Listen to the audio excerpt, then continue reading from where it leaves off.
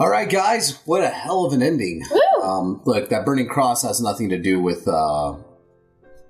any KKK thing. I just wanted to put that this. Fuck those guys. Yeah, fuck you. But anyways, okay. First thoughts upon seeing this movie. Most sacrilegious movie I've ever seen in my life, and I love it. I hit you up on the text. I was like, dude, I just watched the most sacrilegious fucking movie I think I've ever seen, and you have to see this. And you're like, I'm interested. So, sure as shit, she watched it. And we actually presented it on the big drive-in. Santa and his elves actually kicked back, grabbed a bong. Some of them had some beers, and they just watched it as well, and they really enjoyed it and had a ho-ho-ho happy time watching it as much as we did. Hope you guys enjoyed it as well. Let's get into this movie a little bit. Yes. I guess there's a correlation, I don't know if you remember, between this movie and the first movie that we watched. Gypsies. Yeah, that's gypsies. for sure. Don't fuck with the gypsies. I guess there's Mexican gypsies, there's Romanian gypsies. They're everywhere. They're everywhere. There's gypsies all over, and they have their weird rituals. But this gypsy is particularly evil, this gypsy man. He kind of made him look like Satan a little bit. Did you notice how they gave him goat pants? Yeah. Like Pan, you know, and he was just kind of like this weird Satan-looking guy, but had a little goatee, like a billy goat beard and all that stuff. Yeah, he was pretty cool looking. So we got Alucarda, who lives on this covenant, and then another girl that comes in, Justine, she's hot. Yeah, Alucarda was more kind of plain Jane, right? Yeah, did she say? Yeah. Justine was hot. Alucarda's hot too. They both kind of have this weird and lesbian relationship a little bit. The description says it borders on. It did not border on. It was a fucking lesbian relationship. Yeah. They just didn't want to say it because it was the 70s. But, 1977. So what do we got? 70s bush, ping, blood, boobs, devil, balls, yes, lots of cunt-faced nuns. The coolest fucking convent you will ever see in a movie with, I don't know, whoever did the set decoration on this movie. Good job. I want to go back to one of the first scenes that was really amazing to me was when the guy comes in and actually gets them to, sell their soul to the devil, basically. Yeah. And the storm comes, and it's just this window. It's a simple shot of a window, and it's like blood comes spraying in the window, and it's just this really weird shot, which is really cool. But I love the scene, and I'd love to have a poster of this, where Alucarda's like holding the knife and just stretching back completely. Oh, she straight up just like, whoop, I don't know how she did that. Completely back holding this knife. Just Belphegor, Beelzebub, Satan. And then he cuts both their boobies, and they drink blood, and things happen. Do they turn into vampires or witches? I think Justine, I don't know, it's kind of both, but Justine goes full ham being a vampire. She wakes up in a coffin of blood and goes after a nun and basically rips her neck out. Yeah. Very nice. Really, it got really gory towards the end. Oh, yeah. And that's what I really liked about it. I mean, there was some gore, but I liked... Okay, so let's go into a little bit of the psychological part of this. I mean, the church, they don't bash the church, but they really show about how, hypocritical it is? Yeah, hypocritical it is, because they're, doing penance on each other themselves. Yeah. With the priest and the nuns are all doing the penitente. Yeah. And it's wow, but these chicks are just doing the same thing. Yeah. So it was it plays that correlation of okay, they're all doing the same shit, which is really weird. It is really cool. I like the little side story plot with the doctor. Oh yeah, that was awesome. What are you guys doing to these poor girls? What do you think this is? What is it? What are the Spanish, not the witch trials, anyways, whatever they did in Spain. What did they do in Spain? Inquisition. This is not the Inquisition and blah, blah, blah, blah, blah. And then the doctor walks in on one of the nuns waking up from the dead that had gotten burnt. He's like, but she's dead.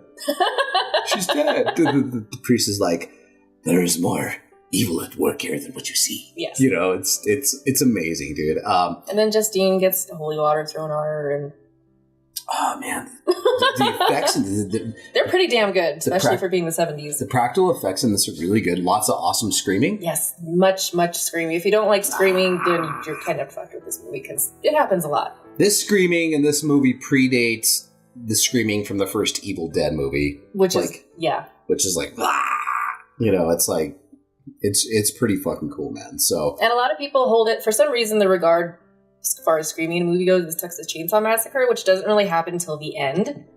This movie, damn, the whole movie, whole thing. Yeah. I truly enjoyed this movie, and there's not a happy ending to this film. No. It is kind of cool, though, because people are trying to attack Alucarda. She's like, bitch, and then people just are on fire and all kinds of stuff. She destroys a coven. Yeah. Coven, basically. It's nice. Yeah, convent. Whatever. But, yeah. Coven, convent.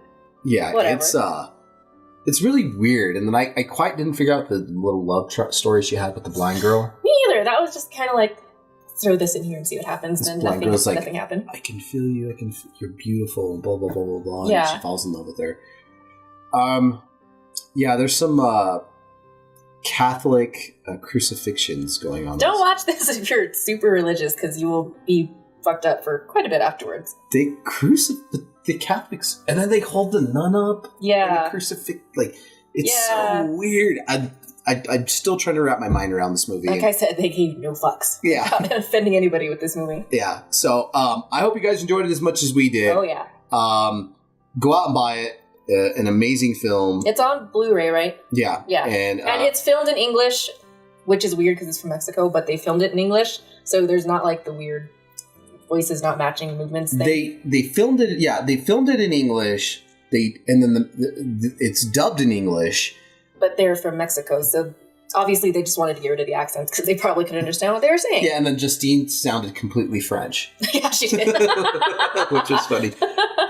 But, Justine is beautiful. And that's as Alucarda. Yes, as Alucarda. And the part with the nun where she's, like, sweating blood and it's coming out of her eyeballs, I was just like, this is amazing. Yeah, and beautiful breasts and bush. Many of those. Yes. Actually, it's just mainly the two characters, but, I mean, they have nice ones, so. Yeah. I'm a fan of the bush. I ain't afraid to admit it. It's okay. I mean, if that's what you want, like, cheers. Hey, rock it up to the belly button, I say. If it's not hurting anybody, you do whatever the hell you want. Yeah. One time I was at Disneyland, and just like, that was a segue. Listen, and like I was completely in awe. This lady had a happy trail up to her belly button, and she was like, because she was wearing a half shirt, and she was like this Mexican lady, no fucks given. And good for her. Cheers. Like, okay, cool. Go Hirsute chicks. Go for you. There you go. I love that shit. And Hirsute men. Hirsute men. You know what Hirsute means, right? Yeah. Okay. Harry. Basically, yeah. It's like a fetish, though, right? It is. I don't know why people sexualize stuff like that, but I mean, anyway. Yeah, I don't even have any hair. I can't even grow none. Just on my face. That's it. He's actually bald. This is all special effects. Yeah, my head. That's it, man. My buddy, he lost all of his hair on top of his head, but he's got a really hairy chest, and I think everything fell from his hair to his chest. It's transplanted now. This is disgusting, man. All right, guys. Up next, our mail segment with me and Mail with Vanessa. Woo!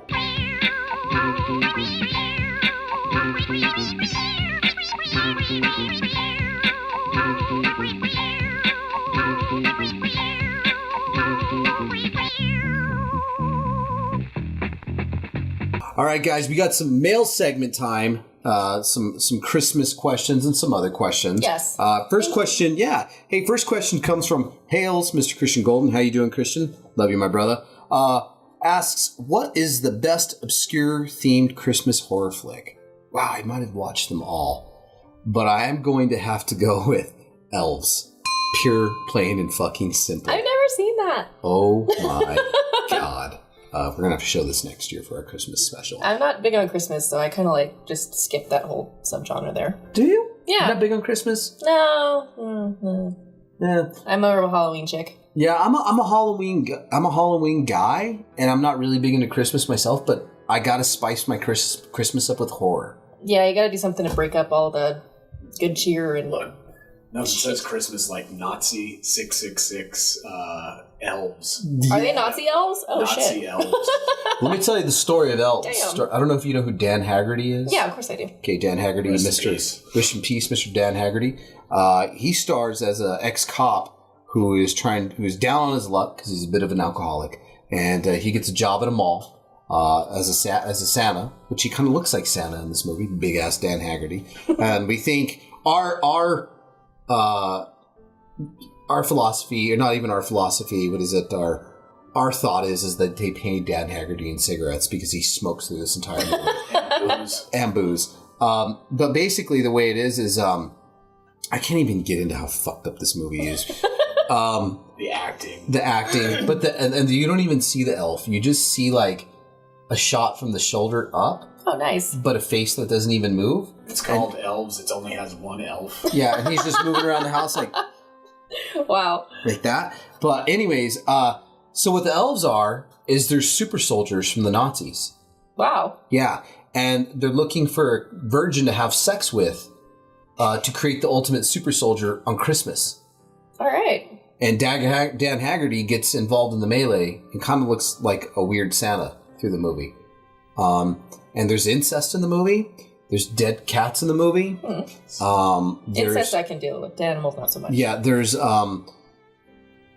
semi-hot 50-something-year-old mothers in it that show their tits. Which I can get back. I can back the older women. You know, they're good enough looking. You know, and it's just really weird. So. And I kind of think Dan Haggerty might have went on the stupor the last 3 days of the shoot because he just disappears. Damn.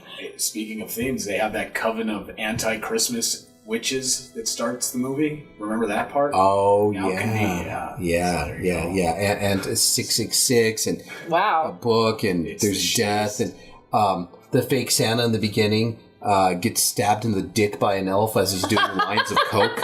He's doing lines of blow, and the elf comes up and stabs him in the dick. That's and then he bleeds to death. That's after he propositions that girl in the line. It says Santa says oral. Remember that? Oh yeah, she says, "So what do you want? What do you want for Christmas?" And then Santa whispers in her ear, "He's all oral." I'm like, what the fuck?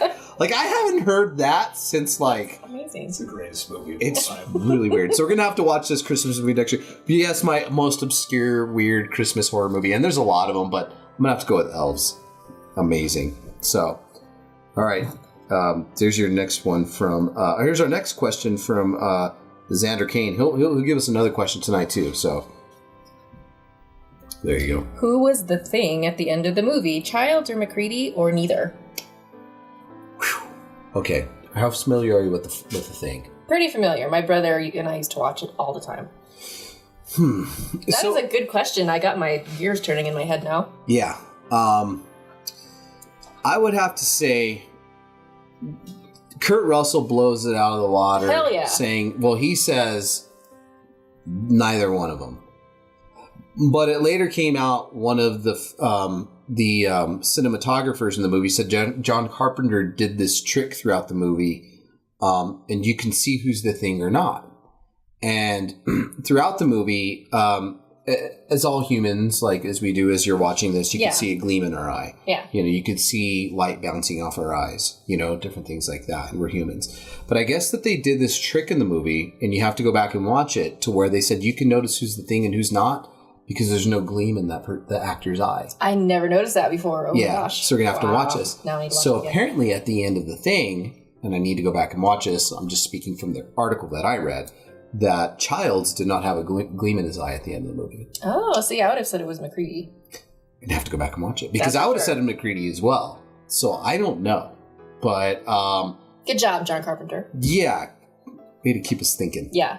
But actually, do you know that my number one horror movie of all time is The Thing? Really? All fucking time. Fuck yeah. All time is Did you see the prequel? Prequel, yeah. I did. And, you know, my only problem with it was the overuse of CGI. Oh, yeah, that kind of ruined it. Because, I mean, in the first one, that was not a thing. And I think that the only way that movie would have gotten over is if you had brought in the original team. Oh, yeah. Bob Bottin to do the effects and John Carpenter to direct it. I think that movie would have gotten over. And it did happen. And I think it was clever in some spots. Yeah. How the thing couldn't assimilate things that weren't, you know, of Earth. Like this guy had an earring, you know, he was the thing, couldn't see his earring. let me see, I know you had fillings, you didn't have fillings. So yeah. I like that. And I love Mary Elizabeth I was just going to say that. I love her so much. She's so cute. Beautiful. Love her Death Proof, by the way. And she's a damn good singer, too. Yes. And that is Quentin Tarantino tickling her feet in the movie. I don't know if you guys know that. I did. Yeah. I know way too much about that movie, so. Yeah, I love Death Proof. One of my favorite movies. Great memories watching that movie. And Kurt Russell once again. Yeah, he's awesome in that movie, too. Rachel, she loves him in that movie. Really? My significant other? Yeah, she loves Kurt Russell in that movie. She thinks he's so hot in that movie. He's a dick, but he's hot. So, he's such an asshole in that movie. I love at the end when he's just like, oh, God, and they're killing him. I'm just like, yes. They beat the shit out of him. Yeah. And then she stumps him with his boot and his... All I know is anytime I watch Death Proof with Kurt Russell and they're singing, and that song Stagger Lee comes on and he's eating nachos, I'm like, he makes those nachos look so good. Fucking good. Oh my God, I need to go get some nachos right now. So, anyways, guys, there you go. So there you have it. I don't know. What do you think? Like I said, I thought it was MacReady, but now that you said the thing about the eyes, you're gonna have to go back and watch it. Yeah, for sure. All right, cool. And Matt Hooper, aka Mr. Gregmo, aka Hero of the People, has one question for us. There you go. For John Carpenter's 3 most iconic horror films, Halloween, The Thing, and They Live, if you were to remake them today, who would you recast as the lead roles? Or, what is the best practical effects horror film you have seen that you would recommend to others?